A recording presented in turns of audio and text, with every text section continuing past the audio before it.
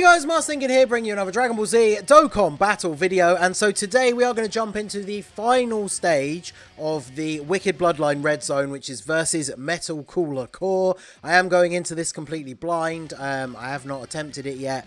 I'm unapologetically going to use Cooler's team. This is my favourite team in the game, especially now with the EZA STR Cooler. I put up the showcase for him not that long ago, so yeah, we're just going to jump in and see how we get on. So, we're starting off versus the Int LR Metal Cooler Army. Remaining 9 charges. What does that mean? Alright, well, I guess I'm going to find out. So, for Cooler, I've said this before in a ton of videos. I like to, in the early turns, only get his 12-key super so that he can actually get a chance to get multiple attacks and get his stacks. And obviously I didn't want to grab all of those STR orbs and then potentially not be able to get the orb requirements for Tech Janemba. Because him getting his damage reduction and his support makes him really, really good. How much damage we just did. Alright, so Cooler 3.5. Obviously Cooler not going to do crazy attack stats on this first turn, only getting his 12 key. But what I was going on to say is the 12 key supers mean that we do less damage overall, which means more potential for more attacks, which obviously means more of his passive getting built up. And of course, by doing the 12 key super as his initial super, it means we're guaranteed getting at least one of the super attacks that stacks his defense. So again, I've said this in videos before, but I do think when you're going into the most difficult content, getting the 12 key super with Cooler in the early or whenever you can is actually a good idea. So plus it seems like we can lower his attack, which all of our 12 key supers do. So even from his super attack, we only took double-digit damage. So I'm not sure what's going to happen at the end of the 9 turns. He appears to have a ridiculous amount of HP. So I'm going to assume that at the end of the 9 turns, we just go on to like another phase. Because, I mean, I'm not going to be able to kill him in like 2 more turns. So yeah, I'm not really sure what's going on here. So we're going to go ahead and do this. Get the 12 key super again. Get this for you. He is attack lowered and defense lowered. Now getting supered in slot 1 is bad. How much does this do? Because we didn't take much damage in the last turn. But yeah, see, that was because Cooler triple supered. Or did he quad super? So getting supered in slot 1 is obviously not ideal. But we do have the attack and defense lower, so we will get the extra attack from Cooler's hidden potential, which did convert into a super. So he double supers on turn 1. So it's unfortunate that we got the super in slot 1, because his defense is now already way, way higher than it was by getting those 2 super attacks. So we got the additional from the hidden potential as well, but it was only a normal attack. Now, fortunately, Metal Cooler at the end, is he being attacked? Because he's going to heal us. Yeah, he heals at the end of the turn if you take damage. And considering this guy's now been like attack lowered into oblivion, it's only his super attack that's going to be able to deal damage. So he should do double-digit damage to Metal Cooler, who is then going to give us a heal. But yeah, look at this. We're going to be lucky if we finish off 1 health bar in the first. Oh, he can multiple super. Okay. How much is this going to do? How many supers did Cooler do? Alright, well, that's fine. God damn. Oh, he lowers defense as well. So that's another reason why STR Cooler took so much damage. Good lord. So he's basically immortal and he can double super. So that's nice. Fortunately, though, he can be attack lowered. So we've got a lot of units that have just been lowering his attack constantly, which is good. Man, this is not a great setup because I really want stacks with Cooliza. Well, we know we're going to get a stack this turn, right? Because we can't kill him. So I guess we should be okay. Yeah, let's just do this.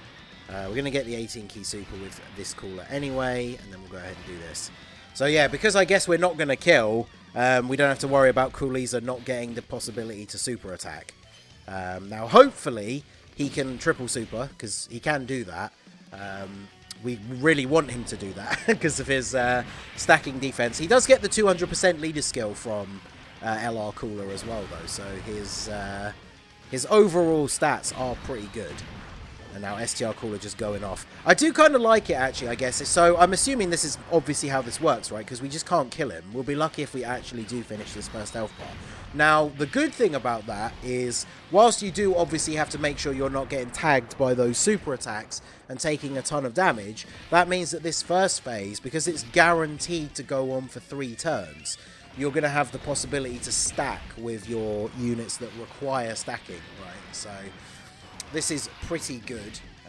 Cooler consistently has taken double digits. It's only STR Cooler, unfortunately, getting caught out with that slot 1 super that's actually really taken any damage in this run. So, pretty good. I think Cooliza is on Transformation Boost as well, which means he actually gets the support from Cooler. STR Cooler, I mean. Alright, so Physical Metal Cooler Core. Oh, come on. He sealed STR Cooler. Is he locked in place as well, or is he just sealed? Okay. So he's got, yeah, 420k. That's after 1 turn of just getting a double super. Now, unfortunately, he can't super again, which is a shame. But is this going to drop down? Actually, this will just drop down all the tech orbs. So I should just do that, right? And get the passive for Janemba. So we'll do this, and then we'll do this. Now, Janemba could still take a lot of damage if he gets super attacked at the end. But, yeah, Cooler able to take double-digit damage from the normal attacks. Get the additional. Man, if he wasn't sealed, that could have been another double super. Very disappointed about that, but it is what it is. How much does this do? 300. Wow, 400k. Type advantage with 400k defense. Okay.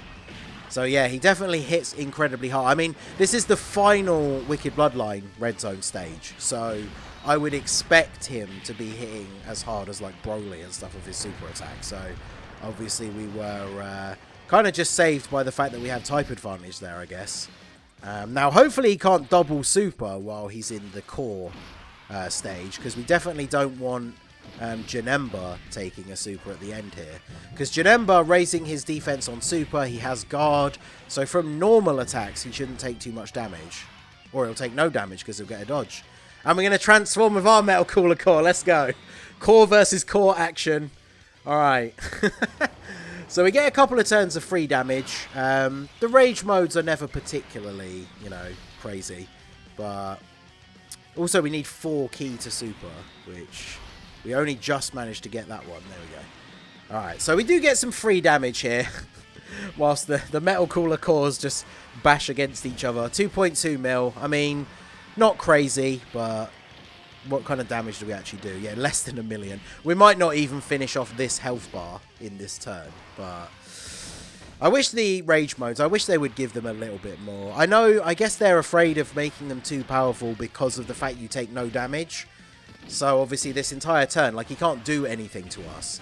And we are basically doing free damage. It's just the fact that it's not really a lot of damage. So, it's not like we're not getting a huge benefit out of it. Because we are doing free damage. But, like, these 2 turns would probably just be better spent, like, battering him with our actual team. Especially when this happens.